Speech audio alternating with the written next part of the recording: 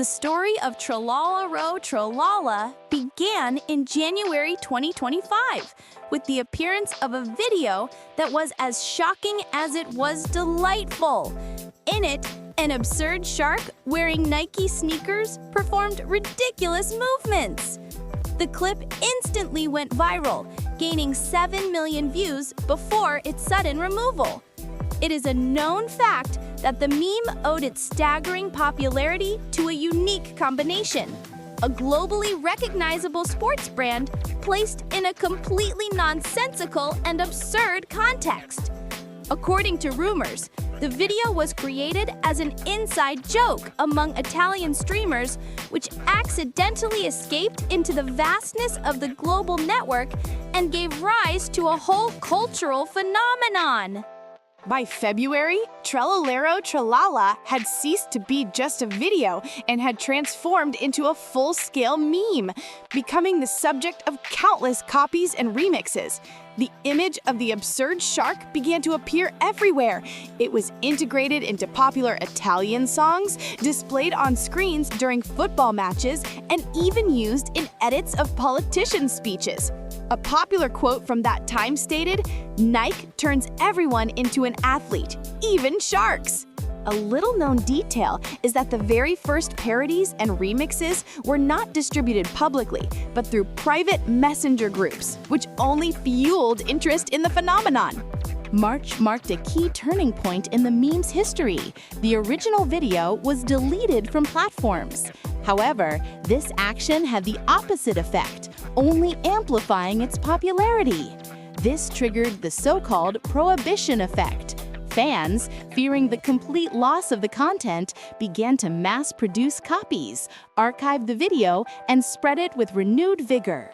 Re-uploaded videos often featured captions like "Tralalero lives," turning the shark into a symbol.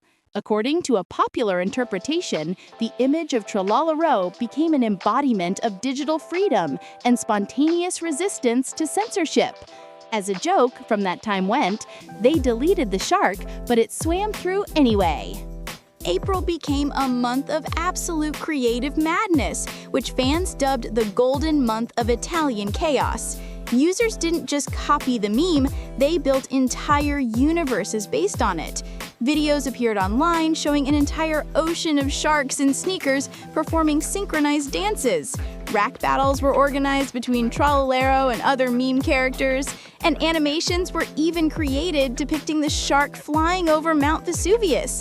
This stage gave rise to many creators and, importantly, inspired future viral images like bombardirocrocodilo and bomboni guccini.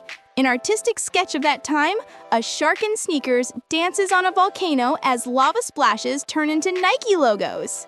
By the beginning of summer 2025, Tralalerotralala had firmly established itself as a cultural phenomenon. It was no longer just a joke and was included in Best Memes of the Year compilations on major media platforms. The shark's image transcended the internet. Its likeness became an element of street art on the walls of Italian cities and even the subject of a popular NFT art series. A rumor circulated online that a pair of Nike sneakers identical to those worn by the shark was sold at auction with the note, "as worn by Tralalero himself." Culturally, the shark became a visual code, signifying a subtle, post-ironic humor understood without words.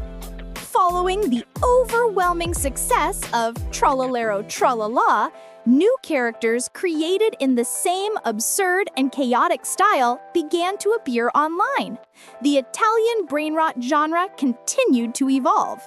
For the fans, however, the shark forever remained the pioneer, the ground zero of madness, where it all began. A quote from a popular forum at the time perfectly captured the community's sentiment. "All these new ones are just small fish, but he is the shark."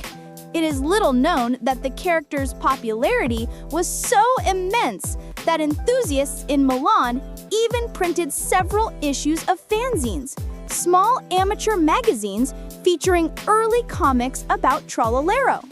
By autumn, the tralalerotralala phenomenon had become a subject of analysis for cultural observers and media experts.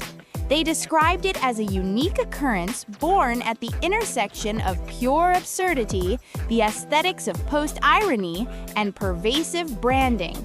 According to their interpretation, the meme became a metaphor for the modern world, where aggressive marketing and surrealism not only coexist, but merge into a single entity, giving rise to new forms of communication. A vivid artistic sketch from that period describes it thus. Tralalero walks across a vast digital sea, leaving behind a trail of famous brand logos and millions of likes.